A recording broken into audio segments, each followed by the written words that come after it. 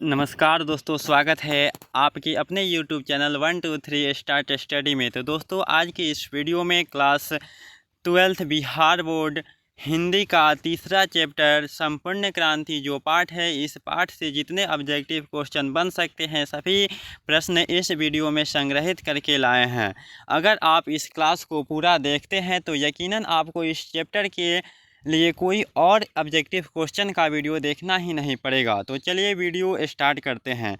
Video start करने से पहले यदि अभी तक आपने इस चैनल को सब्सक्राइब नहीं किया है तो प्लीज़ चैनल को सब्सक्राइब कर ले तथा बेल आइकन के घंटी को प्रेस कर ले ताकि हर वीडियो का नोटिफिकेशन आप तक पहुंच सके।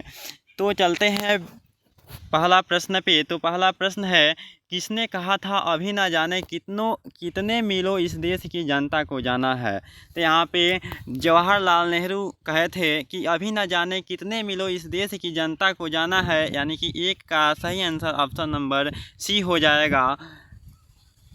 इसके बाद 2 नंबर क्वेश्चन है कि किस अस्पताल में दिनकर का निधन हुआ था, यानी कि दिनकर जी का निधन किस अस्पताल में हुआ था। तो हम आपको बता दें कि दिनकर जी का निधन वेलिंगटन नर्सिंग होम में हुआ था, यानी कि ऑप्शन नंबर डी इसका सही आंसर हो जाएगा।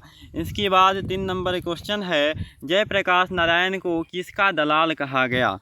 जयप्रकाश नारायण को यहाँ पे अमेरिका का दलाल कहा गया, यानी कि 3 का राइट आंसर हो जाएगा ऑप्शन नंबर डी, यानी कि अमेरिका का दलाल कहे गए जयप्रकाश नारायण। इसके बाद 4 नंबर क्वेश्चन है कि जयप्रकाश जी मार्क्सवादी कब बने। जयप्रकाश जी यहाँ पे मार्क्सवादी बनने की बात है तो मार्क्सवादी इन्होंने 1924 ईस्वी में बना, यानी कि जयप्रकाश जी मार्क्सवादी 1924 ईस्वी में बने, यानी कि इसका राइट आंसर हो जाएगा ऑप्शन नंबर डी। इसके बाद 5 नंबर क्वेश्चन है, फरीश्वर नाथ रेणु की पुस्तक है। तो फरीश्वर नाथ रेणु की पुस्तक क्या है। तो यहाँ पे ऑप्शन ए है सत्याकाम, ऑप्शन बी है कुरुक्षेत्र, ऑप्शन सी है उस जनपद का कवि हूँ और ऑप्शन डी है मैला आंचल। तो इसका राइट आंसर हो जाएगा ऑप्शन नंबर डी, यानी कि मैला आंचल। इसके बाद 6 नंबर क्वेश्चन है। 6 नंबर क्वेश्चन आपके समक्ष प्रस्तुत है। तो कह रहा है क्वेश्चन कि 1974 ईस्वी में बिहार प्रदेश के मुख्यमंत्री कौन थे, यानी कि बिहार के मुख्यमंत्री 1974 में कौन थे। तो यहाँ पे इसका राइट आंसर हो जाएगा ऑप्शन नंबर बी, यानी कि अब्दुल गफूर बिहार के मुख्यमंत्री 1974 में रहे थे। इसके बाद 7 नंबर क्वेश्चन है, किसे लोकनायक के नाम से जाना जाता है। तो यहाँ पे लोकनायक के नाम से जयप्रकाश नारायण जी को जाना जाता है, यानी कि 7 का राइट आंसर जो हो जाएगा ऑप्शन नंबर बी हो जाएगा। इसके बाद 8 नंबर क्वेश्चन आपके समक्ष प्रस्तुत है। तो क्वेश्चन कह रहा है कि जयप्रकाश नारायण का जन्म कब हुआ है। तो जन्म कब हुआ था। तो यानी कि जयप्रकाश नारायण का जन्म 11 अक्टूबर 1902 ईस्वी में हुआ था जयप्रकाश नारायण जी का जन्म। तो यहाँ पे इसका राइट आंसर हो जाएगा ऑप्शन नंबर ए। इसके बाद 9 नंबर क्वेश्चन है कि जयप्रकाश नारायण के स्वास्थ्य पर निगरानी रखने वाले डॉक्टर का क्या नाम था। तो जयप्रकाश नारायण जी के स्वास्थ्य पर निगरानी रखने वाले डॉक्टर का नाम डॉक्टर रहमान था। इस प्रकार इसका राइट आंसर हो जाएगा ऑप्शन नंबर ए। इसके बाद 10 नंबर क्वेश्चन स्क्रीन पे। तो यहाँ पे 10 नंबर क्वेश्चन कह रहा है कि जयप्रकाश जी को किसका भाषण सुनकर अमेरिका जाने को प्रेरणा मिली थी। तो यहाँ पे हम बता दें इसका राइट आंसर होगा स्वामी सत्यदेव की भाषण। जब जयप्रकाश नारायण जी सुन रहे थे तब तो वह प्रेरित हुए कि हमें अमेरिका जाना है। तो इसका राइट आंसर होगा ऑप्शन नंबर बी, यानी कि स्वामी सत्यदेव। इसके बाद 11 नंबर क्वेश्चन है कि फ्री प्रेस के मालिक कौन थे। तो फ्री प्रेस के मालिक यहाँ पे हो जाएगा कौन। तो सदानंद जी, यानी कि फ्री प्रेस के मालिक सदानंद जी थे, यानी कि इसका राइट आंसर 11 नंबर का right answer option number C हो जाएगा सदानंद जी। इसके बाद 12 नंबर क्वेश्चन स्क्रीन पे प्रस्तुत है। तो 12 नंबर क्वेश्चन है, ब्रेन ऑफ बॉम्बे किसे कहा जाता था। तो ब्रेन ऑफ बॉम्बे उमाशंकर दीक्षित को कहा जाता है, यानी कि इसका राइट आंसर हो जाएगा ऑप्शन नंबर ए, यानी कि ब्रेन ऑफ बॉम्बे उमाशंकर दीक्षित को कहा जाता है। इसके बाद 13 नंबर क्वेश्चन है, जयप्रकाश नारायण ने आईएससी की परीक्षा कहाँ से पास की। तो जयप्रकाश नारायण यहाँ पे हम बता दें बिहार विद्यापीठ से जयप्रकाश नारायण जी आईएससी की परीक्षा उत्तीर्ण की। तो इसका राइट आंसर हो जाएगा ऑप्शन नंबर डी, यानी कि बिहार विद्यापीठ। इसके बाद 14 नंबर क्वेश्चन है कि लेनिन की मृत्यु कब हुई थी? तो लेनिन की मृत्यु 1924 ईस्वी में हुई थी, यानी कि इसका right answer option number D 1924 होगा। इसके बाद 15 नंबर क्वेश्चन है कि जयप्रकाश नारायण की पत्नी का क्या नाम है? तो जयप्रकाश नारायण की पत्नी का नाम प्रभावती देवी है, यानी कि इसका राइट आंसर हो जाएगा ऑप्शन नंबर सी, यानी कि प्रभावती देवी। इसके बाद 16 नंबर क्वेश्चन है reconstruction of Indian polity किनकी रचना है? यानी कि reconstruction of Indian polity Jayaprakash Narayan की रचना है, यानी कि 16 का राइट आंसर हो जाएगा ऑप्शन नंबर डी, यानी कि जयप्रकाश नारायण ने ring extraction of Indian polity की रचना की थी। इसके बाद 17 नंबर क्वेश्चन है प्रजा सोशलिस्ट पार्टी का गठन कब हुआ? तो प्रजा सोशलिस्ट पार्टी का गठन 1952 ईस्वी में हुआ। इसका राइट आंसर हो जाएगा ऑप्शन नंबर ए, 17 का ए होगा। इसके बाद 18 नंबर क्वेश्चन है कि जयप्रकाश नारायण को भारत रत्न की उपाधि कब दी गई या दी गई? तो यहाँ पे जयप्रकाश नारायण जी को भारत रत्न की उपाधि 1998 ईस्वी में दिया गया, यानी कि इसका right answer option number B होगा। इसके बाद 19 नंबर क्वेश्चन है कि उर्वशी किसकी रचना है? तो बता दें उर्वशी रामधारी सिंह दिनकर जी की रचना है। रामधारी सिंह दिनकर जी की रचना उर्वशी है, तो इसका राइट आंसर हो जाएगा ऑप्शन नंबर ए। इसके बाद अगला प्रश्न है कि माटी की मूर्ति रचना किनकी है? माटी की मूर्ति रचना राम वृक्ष वेनीपुरी की है, यानी कि इसका राइट आंसर हो जाएगा ऑप्शन नंबर बी, यानी कि राम वृक्ष वेनीपुरी। इसके बाद 21 नंबर क्वेश्चन है कि दिनकर जी किस लिए प्रसिद्ध हैं? तो दिनकर जी साहित्य रचना के लिए प्रसिद्ध हैं, यानी कि राष्ट्र कवि दिनकर जी साहित्य रचना के लिए प्रसिद्ध हैं, यानी कि दिनकर जी एक राष्ट्र कवि हैं। इसके बाद 22 नंबर क्वेश्चन है जयप्रकाश नारायण को भारत की जनता किस नाम से याद करती है?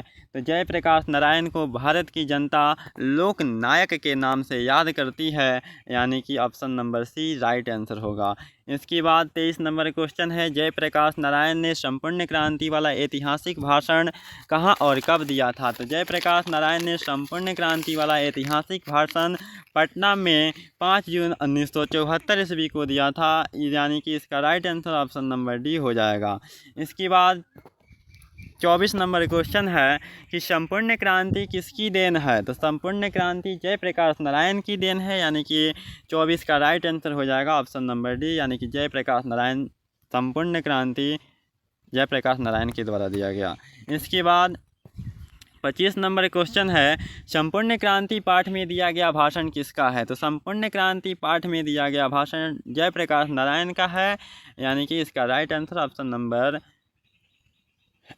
ए होगा। इसके बाद 26 नंबर क्वेश्चन है जयप्रकाश नारायण का जन्म कहाँ हुआ था? तो जयप्रकाश नारायण का जन्म सीताब दियारा में हुआ था, यानी कि इसका राइट आंसर हो जाएगा ऑप्शन नंबर बी, यानी कि सीताब दियारा। इसके बाद 27 नंबर क्वेश्चन है 1974 में छात्र आंदोलन का नेतृत्व किसने किया? तो 1974 ईस्वी में छात्र आंदोलन का नेतृत्व जयप्रकाश नारायण ने किया, यानी कि इसका right answer option number D होगा। इसके बाद 28 नंबर प्रश्न है कि संपूर्ण क्रांति की शुरुआत कब हुई थी? तो संपूर्ण क्रांति की शुरुआत 1974 ईस्वी में हुई थी, जिसके नेतृत्वकर्ता जयप्रकाश नारायण थे, यानी कि इसका राइट आंसर ऑप्शन नंबर होगा ए। इसके बाद 29 नंबर प्रश्न है कि जयप्रकाश नारायण को समाज सेवा के लिए किस पुरस्कार से सम्मानित किया गया था? तो जयप्रकाश नारायण को समाज सेवा के लिए मैग्सेसे सम्मान के द्वारा सम्मानित किया गया था, यानी कि इसका राइट आंसर होगा ऑप्शन नंबर सी। इसके बाद 30 नंबर क्वेश्चन है कि जयप्रकाश नारायण मद्रास में अपने किस मित्र के साथ रुके थे? तो हम बता दें कि जयप्रकाश नारायण मद्रास में ईश्वर अय्यर के यहाँ रुके थे, यानी कि इसका right answer option number C हो जाएगा। इसके बाद 31 नंबर क्वेश्चन है कि जयप्रकाश नारायण के अनुसार देश का अविष्टा नहीं, यहाँ पे प्रतिष्ठा होगा, यानी कि जयप्रकाश नारायण के अनुसार देश का प्रतिष्ठा किनके हाथों में है? तो जयप्रकाश नारायण के अनुसार देश की प्रतिष्ठा नई पीढ़ी के हाथों में है, तो इसका राइट आंसर हो जाएगा ऑप्शन नंबर बी, यानी कि नई पीढ़ी। इसके बाद 32 नंबर क्वेश्चन है दिनकर जी को किसके घर पर दिल का दौरा आया या था? तो यानी कि इसका राइट आंसर हो जाएगा ऑप्शन नंबर ए यानी कि रामनाथ जी गोयनक्का के घर। इसके बाद 33 नंबर क्वेश्चन है, संपूर्ण क्रांति का नारा किसने दिया? तो संपूर्ण क्रांति का नारा जयप्रकाश नारायण ने दिए थे। तो इसका राइट आंसर हो जाएगा ऑप्शन नंबर बी यानी कि जयप्रकाश नारायण। इसके बाद जयप्रकाश नारायण के बचपन का क्या नाम था? तो जयप्रकाश नारायण का बचपन का नाम बाउल था यानी कि option number C right answer होगा। इसके बाद 35 नंबर क्वेश्चन है कि जयप्रकाश नारायण ने किस साल छात्र आंदोलन का नेतृत्व किया?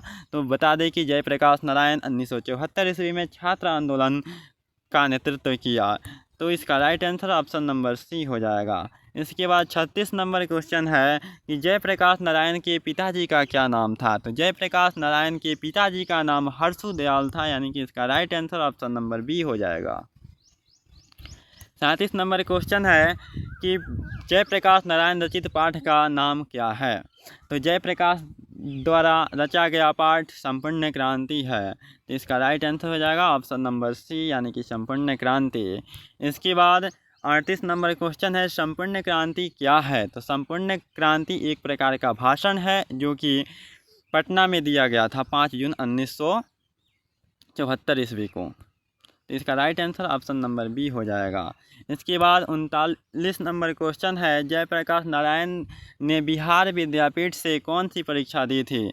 देखिए यहाँ पे क्वेश्चन सेम है, एक बार और आया था लेकिन यहाँ पे उसका रूप बदल गया है। इसी प्रकार से यहाँ पे इसका राइट आंसर हो जाएगा यहाँ पे ISC यानी कि जयप्रकाश नारायण ने बिहार विद्यापीठ से ISC की परीक्षा दी थी। तो इसका राइट आंसर हो जाएगा ऑप्शन नंबर बी। इसके बाद 39 तो हो गया। 40 नंबर क्वेश्चन है कि पुलिस के बड़े उच्चाधिकारी ने किसके मुंह से सुना था कि जयप्रकाश नारायण नहीं होते तो बिहार जल गया होता? तो इसका राइट आंसर हो जाएगा ऑप्शन नंबर डी यानी कि दीक्षित जी के मुंह से सुने थे बड़े पुलिस के बड़े उच्चाधिकारी कि अगर जयप्रकाश नारायण नहीं होते तो बिहार जल गया होता। इसके बाद 41 नंबर क्वेश्चन है, जयप्रकाश नारायण किस मित्रता को ठोस मानते थे? तो जयप्रकाश नारायण जी अंडरग्राउंड जमाने की मित्रता को ठोस मानते थे यानी कि 41 का राइट आंसर होगा ऑप्शन नंबर सी। इसके बाद 42 नंबर प्रश्न है कि जयप्रकाश नारायण किसको भाई कहते थे? तो यानी कि जयप्रकाश नारायण जवाहरलाल नेहरू यानी कि पंडित जवाहरलाल नेहरू को अपना भाई कहकर पुकारा करते थे। इस प्रकार से यहाँ पे सभी प्रश्न समाप्त हुए। तो इस पाठ से जितने महत्वपूर्ण क्वेश्चन थे वे सभी क्वेश्चन खत्म हो गए। तो अगर आपको यह वीडियो अच्छा लगा हो तो प्लीज़ लाइक एंड सब्सक्राइब तथा शेयर भी करें। धन्यवाद।